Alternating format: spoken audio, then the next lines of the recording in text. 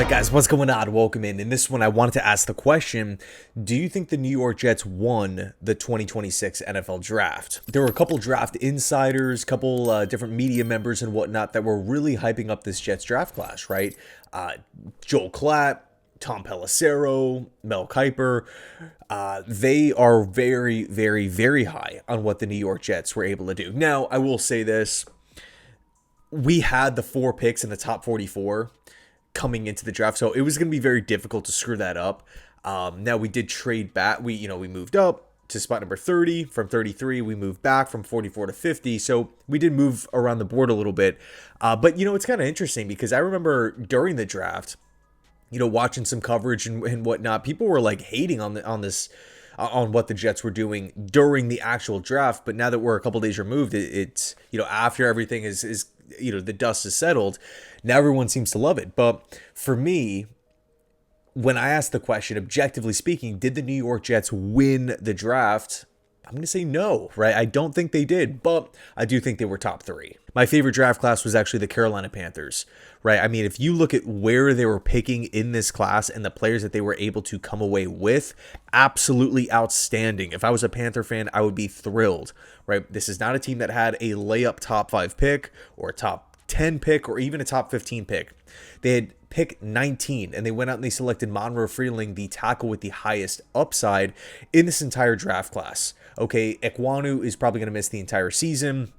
If you can go out and land Monroe Freeling and, he looks like the answer there, man, that just brings a ton of excitement to Carolina. Then they come back in round 2 and they draft Lee Hunter, a ready-to-go plug-and-play, run-stuffing nose with very quick feet, right? When I'm thinking about the matchups that Lee Hunter can take on to help free up or give opportunities to Derek Brown on the inside of that Avero defensive line, I really would get excited about that if I was a Carolina Panther fan. Then in round 3, they draft Chris Brazzell from Tennessee, one of my favorite players in this entire class. I felt like he should have been a round 2 guy.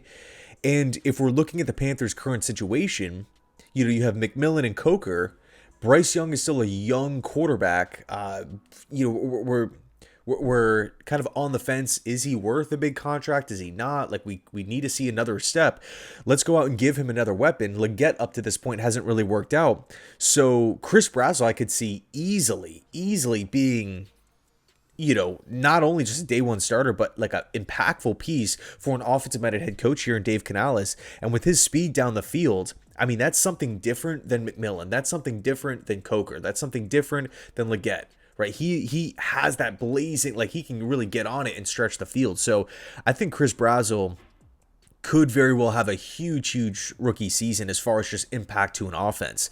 Round 4, Will Lee, right, a massive long corner who I feel like is a great fit for the Avero defense. Very good in the running game, very good in zone coverage. I don't see him being a starter year 1, but after Mike Jackson's contract ends, I think Will Lee will just slot right into that role. Sam Hesh in round 5. I mean, they lost Cade Mays. I think Sam Hesh is going to be a day 1 starting center out of the gate. Then with their second 5th round pick, they had Zakee Wheatley, one of the high floor safeties coming out of this class. He's someone who's played a lot of football. I think Wheatley comes in and at worst is the 3rd best safety on that team. Right, then they took the home run swing with Jackson Kuwach, a high upside linebacker coming off a great season for the Redhawks, Miami of Ohio. So, in total, Carolina, they didn't have, the luxury of like, a layup first overall pick like the Raiders, top 3 pick or anything. No, they were at the midway point in basically every round outside of round 5.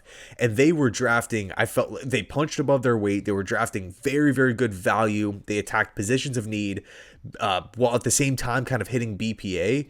And if we just look at the board, Monroe Freeling, Lee Hunter, Chris Brazzell, Sam Hesh, I all think are going to start. So that's 4 starters out of a basic just 7-pick draft. Then you have 2 developmental pieces in Will Lee and Zakee Wheatley, who might not start this season, but could get could participate in limited action, and then by year 2 take over as full-time starters. And then you have the home run attempt with Kuwatch in round 7. I loved what the Carolina Panthers did. I was also impressed with the Buccaneers, right, with Ruben Bain, getting Keontae Scott a little later, Ted Hurst, his upside, right, they lost Mike Evans, not saying that Ted Hurst is going to replace Mike Evans, but at least you have like an exciting young guy to like get excited about, to maybe step into that role. Again, not calling him Mike Evans, but at least you actually did something there, as well as hitting Trotter in round 2. I would say linebacker is the biggest need for that Buccaneers defense. They didn't have to reach on one at spot number, or, pick 15 in the first round. They came back in round 2 and drafted Trotter over CJ Allen, who I felt like at the time was going to be the pick. Demonte Capehart, massive ceiling there. I really like his pairing because he doesn't really feel like a lot of the defensive linemen that they currently have. Vita Vea, Kalijah Cansey, Ruben Bain, right? Very feels like the prototype, like from a length standpoint and whatnot. I'm excited to see what Capehart can do with Todd Bowles. Get consistent, high quality defensive coaching. But with that third spot, man, I gotta give it to the Jets here. I gotta give it to the Jets. And look, there were some impressive draft classes. Really impressed with what the Colts did, what the Browns were able to do. There were some pretty solid draft classes, and to be fair, like there were some horrible classes as well. I really did not like Jacksonville's class, really did not like San Francisco's class.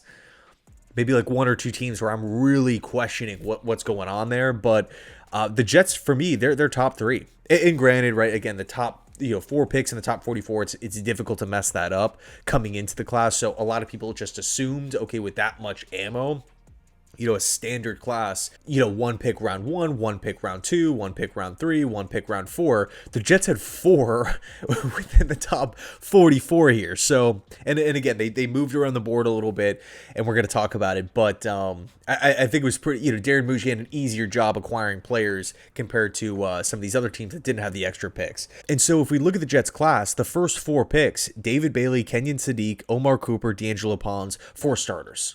4 starters right off the bat, right? Jets need talent. Jets need depth. Jets need playmakers. They added 4. And then their final 4 picks, Darrell Jackson Jr., Cade Klubnik, Anez Cooper, VJ Payne, those are 4 depth pieces that I feel really, really good about, right? I mean, in the case of Darrell Jackson, I view him as a rotational piece year one. Year 1 rotational piece. Jackson will have a role on this Jets defense. Assuming that we don't go out and maybe sign like a DJ Reader or somebody like that, which I don't really anticipate at this point. But Darrell Jackson's going to have a role with this team. I would argue VJ Payne could have a role with this team as a sub-package safety that could cover tight ends. I don't necessarily want to say he's going to jump the entire depth chart and everything's going to be great and VJ Payne's, a top 10 safety or anything like that. I mean, we are talking about round 7 here, but the athletic profile, the 41 straight starts with VJ, lots of college experience, working with a team comprised of, or a defensive coaching staff comprised of 5 coaches with DB backgrounds. I think they're going to look at his size, they're going to look at his speed, and they're going to look at the overall profile matched with the experience and say, hey, you know what? We can put you in ideal positions. We're not just going to give up on you and cut you after one season. That would be my guess. That I could be wrong on it. We've seen that happen before. I could be missing the mark here, but I think VJ Payne could very well make this roster day one. Anez Cooper, I think he has the potential to be the first guard up off of the bench, right? If Joe Tippmann gets hurt, if, however they want to work it, right? Parham is at right guard, or Josh Myers gets hurt and they put Tippmann at center. I think Cooper is going to be that first guy ready to go off the bench. I think he has that potential. He fits the Frank Reich offense. In the running game, I'm just going to be bearing downhill, and in the play action game, I'm not being shoveled backwards. I think, again, they had the opportunity to draft Brian Parker, who I felt like was the better offensive line prospect, if I'm just being real. But they went with Cooper, right? And we literally were talking about this on the reaction video.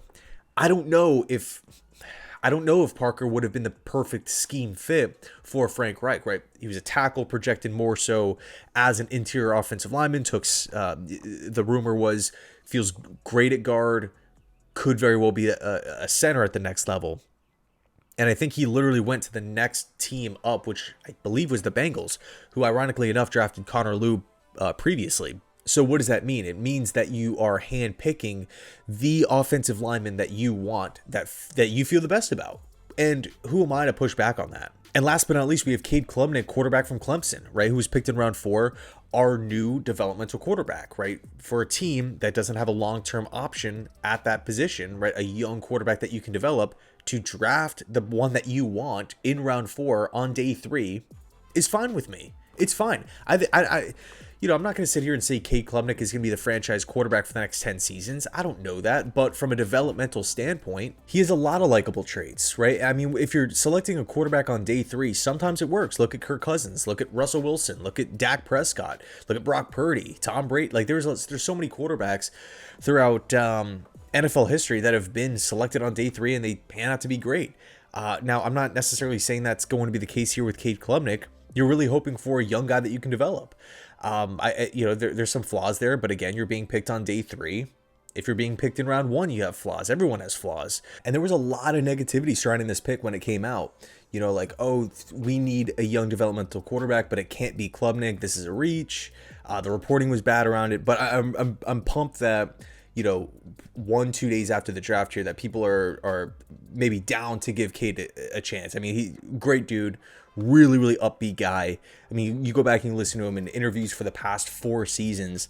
The guy loves football. He loves football, and I'm excited that he's a Jet. So in total, 4 starters right off the bat, and then 4 developmental pieces that are all positions of need, right? Backup safety, backup guard, backup quarterback / young developmental quarterback, and then rotation within the interior of the defensive line with Darrell Jackson Jr. So let me know your thoughts down below in the comment section. Thanks so much for watching, and as always, go Jets.